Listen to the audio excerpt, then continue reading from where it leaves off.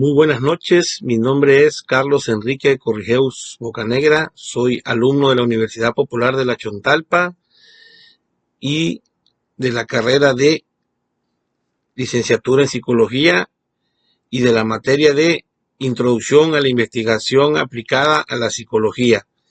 En este caso estamos elaborando este podcast para hablar de lo que son los tipos de investigación, ¿sí? Según su propósito, sus alcances, etcétera. Primero creo que es importante definir qué es una investigación, en este caso científica. Dice que la investigación científica es un proceso riguroso, ordenado y sistemático que tiene como finalidad la producción de nuevo conocimiento o la solución de problemas prácticos. ¿Qué quiere decir esto? Vamos a dividir la definición en parte. Dice que es un proceso riguroso. ¿A qué se refiere con esto? A que es un proceso que se tiene que hacer tal cual, ¿sí? No puede variar de vez en vez o según el criterio de la persona. Es un proceso riguroso, muy estricto en cuanto a su forma, a su procedimiento.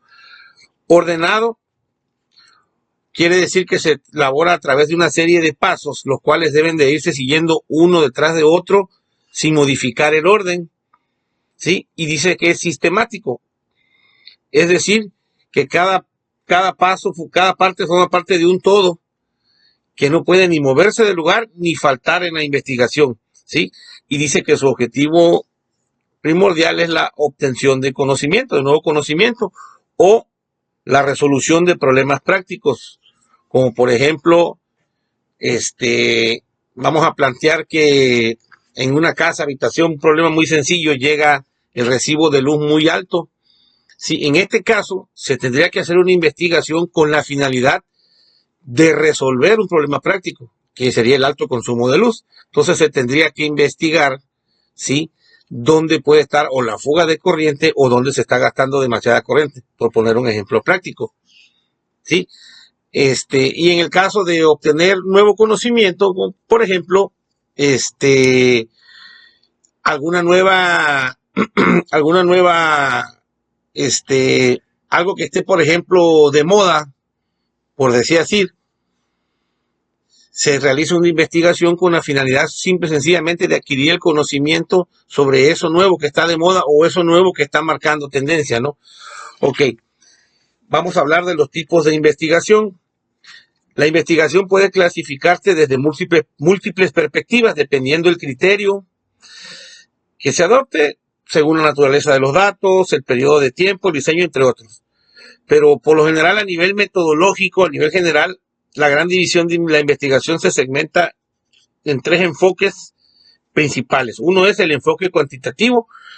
Este se basa en la recolección y el análisis de datos numéricos para probar hipótesis preestablecidas, ¿sí? Y este tipo de investigación tiene como finalidad obtener datos medibles, datos numéricos, ¿sí?, para probar una hipótesis que previamente se planteó. Utiliza la herramienta de la estadística para establecer patrones de comportamiento y para poder verificar la teoría. Por ejemplo, nosotros decimos, yo tengo la hipótesis de que el 60% de los alumnos que presentan un examen por primera vez se ponen nerviosos, ¿sí? Entonces, hacemos una encuesta, le preguntamos a los alumnos, ¿sí?, cómo se sintieron en su primer examen, ¿no? Y evaluamos todos los datos y en función del número de alumnos sacamos qué alumnos contestaron que efectivamente se pusieron nerviosos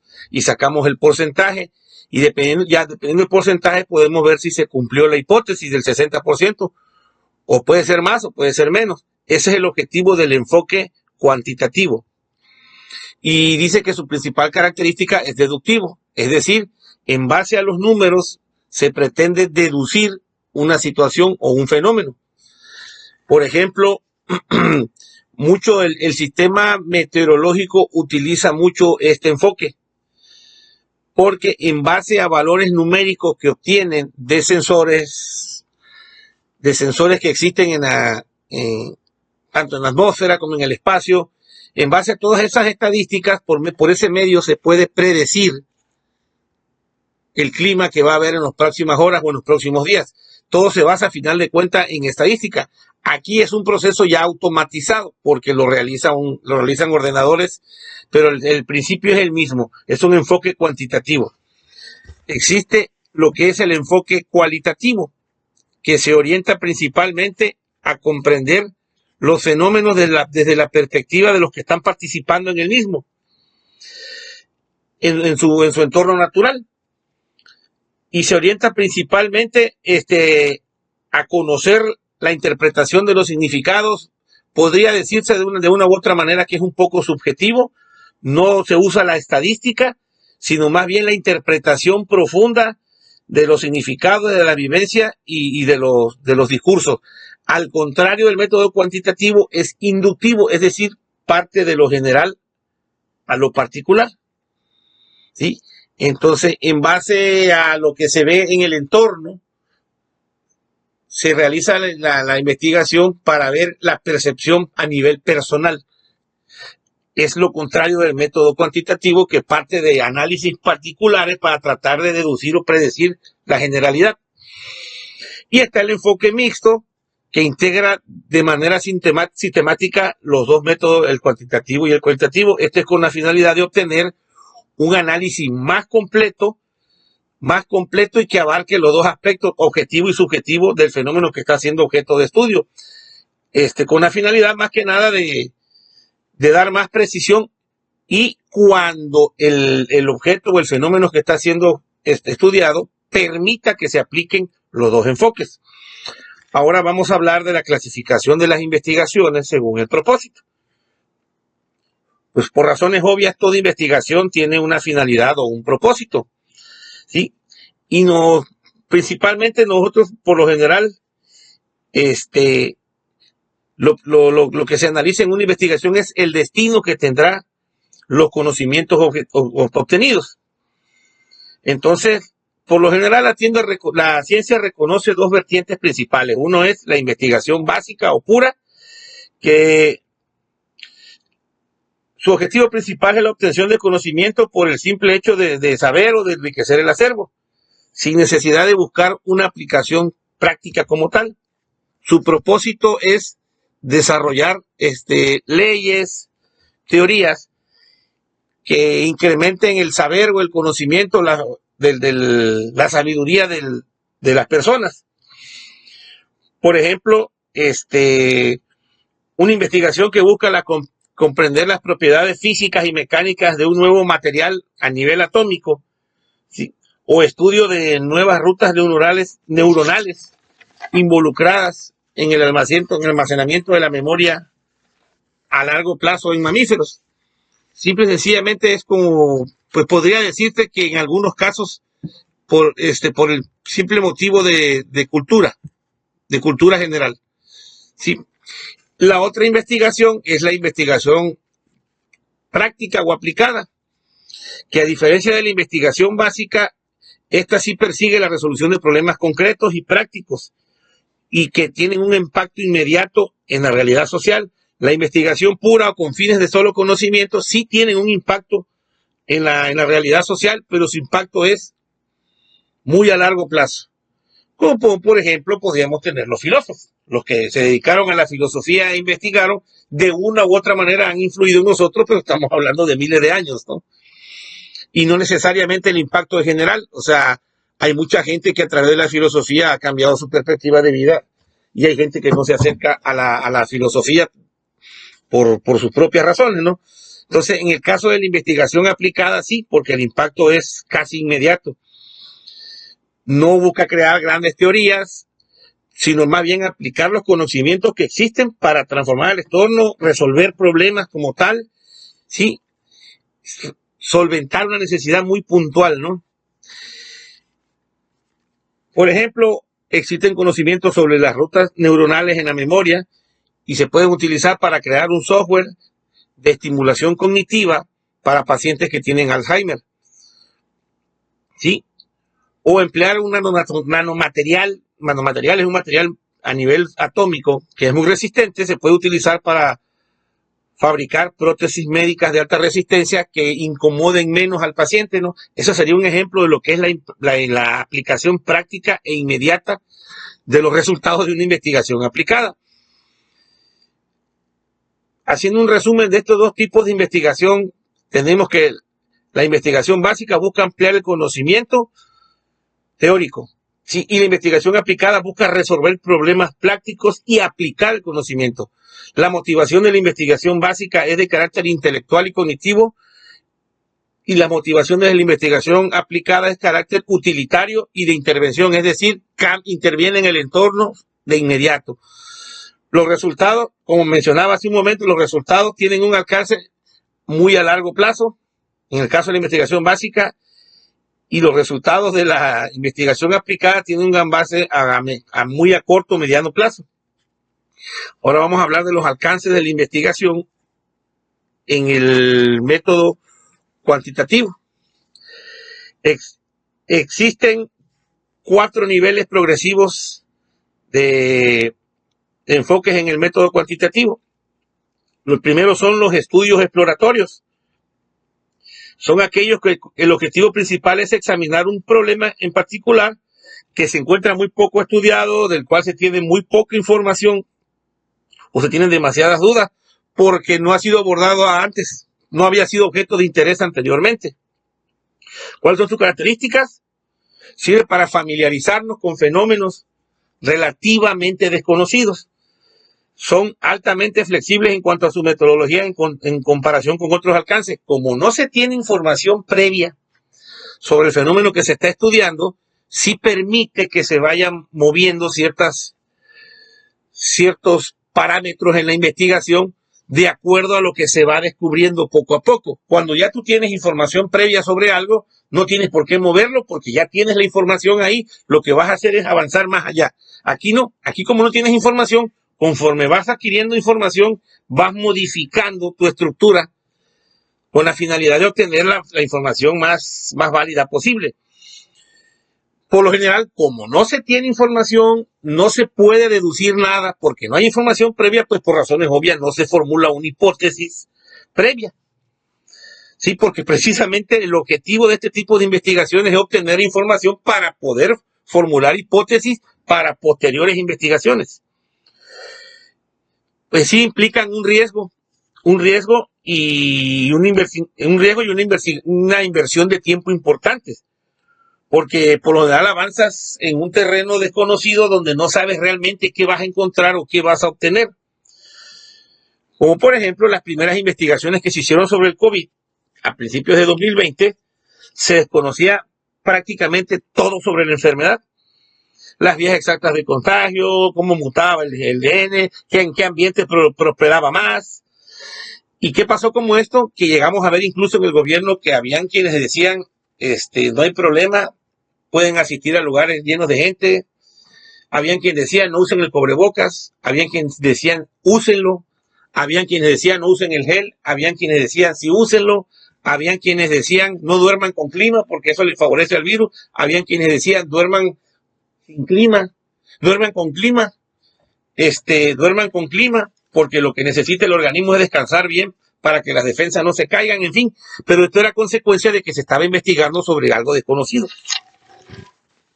Están los estudios descriptivos, que su propósito fundamental es especificar características y perfiles de personas, grupos, comunidades de personas, objetos, fenómenos que se ha sometido a análisis. Sus características principales son recoger información de manera independiente sobre los conceptos o las variables a las que se refieren. Es decir, pueden ser complementarios a una investigación. ¿Sí? Entonces, puede ser que mientras se está investigando algo por acá, se realizan estos estudios por acá con la finalidad de obtener información para complementar una investigación. Su objetivo principal es más que nada decir qué cosa es un fenómeno y cómo se manifiesta. No necesariamente por qué ocurre, porque puede ser que esa parte la estén investigando, ahora sí que la estén buscando esa información en la investigación principal. Aquí el investigador debe definir muy claramente con qué va a medir ¿sí? Y sobre en qué partes o en qué alcance se van a recolectar los datos. Para este tipo de estudios sí se requiere una base teórica previa, porque son estudios que, como ya mencionaba, pueden ser complementarios de una investigación. Entonces, si estás haciendo una investigación, pues no vas a hacerte llegar de información que no tiene un sustento teórico. Están los estudios correlatos. Bueno, el ejemplo, por ejemplo, sería el censo de población. Su meta nada más es decir cuántas personas viven, qué edades tienes, cuántos son hombres, cuántos son mujeres, etcétera. No abundan en el problema de las causas sociopolíticas de dichos números, no abundan en el por qué hay más hombres, por qué hay más mujeres, por qué el nivel educativo, por qué no. Es simple y sencillamente un estudio, como bien lo dice el nombre, es descriptivo. De ahí se basa, si yo estoy haciendo una investigación sobre por qué el bajo nivel de estudio en la población de 20 años, yo me apoyo en esa información del censo, que en este caso en México lo hace el INEGI, ¿sí? Y digo, ok, ya tengo el porcentaje más o menos, porque nunca llega a ser exacto, ¿no? De jóvenes que tienen bajo nivel de estudio a los 20 años, ¿no? Entonces, con esa información ya validada y obtenida con fuentes formales, yo ya puedo trabajar en las causas, en determinar las causas de esa descripción que hizo ese estudio, ¿no? Ese sería el ejemplo. Los estudios correlacionales tienen la finalidad de evaluar la relación cuantitativa o estadística que existe entre dos más conceptos o variables en un escenario o contexto en particular. Sus características son que miden cada variable de manera independiente, se supone, ¿no? O sea, en una investigación se tienen diferentes variables que se miden de manera separada, ¿no? No necesariamente, pero mayormente lo recomendado es hacerlo de manera separada. Aquí, como maneja estadística y como ya habíamos platicado en la primera parte, la estadística te permite hacer predicciones o plantear hipótesis. Y podemos determinar a través de estos estudios si dos variables están correlacionadas, es decir, si el crecimiento del valor de una variable condiciona la disminución o el crecimiento de la otra. ¿Sí? Si logramos establecer el vínculo estadístico correcto, podemos, mediante el estudio de una o el cálculo de una, establecer o predecir o deducir el valor de otra. ¿Sí? No necesariamente, ¿sí? No necesariamente el que una variable esté muy ligada con otra significa que el valor de una influye directamente sobre la otra, o que dependiendo del valor de una se va a dar el valor de otra, ¿sí? Por eso es que en este tipo de estudio existe un riesgo metodológico que se llama correlación espuria o correlación falsa, pues, porque puede darse ese caso que, partiendo del principio de que la mayor parte de las veces las variables están ligadas, ¿sí? Estadísticamente, entonces se puede caer en el error de asumir que el valor de una variable incide directamente sobre la otra. Un punto importante aquí que hay que establecer que la correlación no implica necesariamente causalidad, es decir, el valor de una variable por sí misma en su naturaleza no es necesariamente la causa del comportamiento de la otra variable. Estadísticamente pueden estar ligadas, pero no necesariamente es la causa, ¿sí? Por poner un ejemplo, facilito, la oferta y la demanda. Todos sabemos que la oferta y la demanda están estadística y cuantitativamente ligadas sí o sí, ¿sí? Dependiendo del estudio, puede darse el caso de que el valor, por ejemplo, en este caso de la oferta, no esté ligado directamente con la demanda. Por poner un ejemplo, dice que cuando hay mayor oferta, a mayor oferta se supone que hay menor demanda. ¿Sí? Pero ¿qué pasa si hay baja la oferta? Porque dice que a menor oferta, mayor demanda. ¿Qué pasa si baja la oferta y también baja la demanda? Entonces ya no habría una correlación. Tendríamos que estudiar por qué la otra variable bajó. ¿Y cuál podría ser el caso? Que bajó la oferta y bajó la demanda porque hubo un problema económico que impidió que existieran los recursos en los clientes, que demandan ese producto o servicio. Entonces, este es un ejemplo muy sencillo de cómo algo que aparentemente está correlacionado, que podría ser hasta un axioma de economía, de que mayor oferta, menor demanda, menor oferta, mayor demanda, no necesariamente se dan todos los casos. Entonces, es lo crítico o lo riesgoso también de este tipo de estudios. Y están los estudios explicativos. Los estudios explicativos van más allá de solamente la descripción de conceptos o del análisis de las relaciones entre variables. Estos están dirigidos principalmente a responder las causas de eventos o fenómenos físicos o sociales, a diferencia de los descriptivos, que solamente se enfocan en decir cómo es el fenómeno, cómo es, sí, sus características y cómo se manifiesta, no por qué ocurre. Acá es lo contrario, acá van más allá, acá dicen, vamos a decir las causas de los eventos específicamente, qué cosa los provoca. Su interés primordial es explicar por qué ocurre cada fenómeno, ¿sí? Y de qué manera se da y en dónde se da, en qué condiciones. Las investigaciones aquí son más estructuradas y complejas dentro del enfoque cuantitativo. ¿Por qué? Porque sí vas a llegar a analizar las causas, sí vas a manejar hipótesis, y para elaborar una hipótesis necesitas mucha información estadística lo más minuciosa posible. Proporcionan un sentido de entendimiento más profundo del fenómeno, ¿sí? En comparación con los tres tipos de estudios anteriores, los estudios anteriores. Ya para concluir, tenemos que decir que ningún alcance es necesariamente mejor que el otro. Todos pueden ser complementarios y todos tienen su valor, son significativos y tienen cierto valor investigativo. El valor de una investigación no necesariamente está afincado en qué tan avanzado sea el alcance, qué método en particular se haya utilizado, sino más bien con qué rigurosidad se aplique el método que se está usando. Como comentaba al principio del video, la idea es que responda de la mejor manera posible a la pregunta planteada en la investigación, ¿sí? Eso es lo que le da el valor a un método en particular o a una investigación. No necesariamente se define por que utilizó X o Y metodología, ¿sí? Esto sería todo. Muy buenas noches y gracias por su atención.